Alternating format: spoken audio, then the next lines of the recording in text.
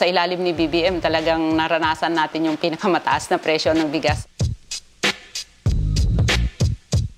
Yung tuloy-tuloy na pagtaas ng presyo ng bigas natin ay talaga naman epekto ito ng RA 11203 o yung Rice Liberalization Law na ipinasa ng gobyerno yung mandate to regulate price sa mga pribado.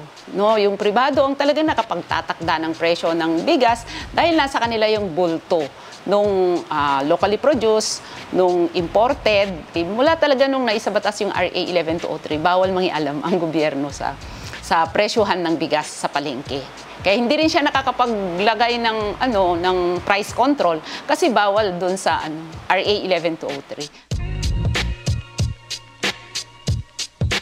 Dahil 6 years na yung RA 11203, yung batas na to ay nagresulta nung napakataas na presyo ng bigas dahil dictated monopoly, dictated ng private sector yung presyo nito sa palengke. Nagresulta ng pagiging consistent, number 1 rice net importer ang Pilipinas, habang yung ating mga magsasaka ay tuloy-tuloy yung pagkabaon nila sa utang dahil nabibili ng napakababang presyo yung kanilang palay dahil trader pa rin ang kalakhan nakakabili dun sa presyo sa palay ng ating mga magsasaka.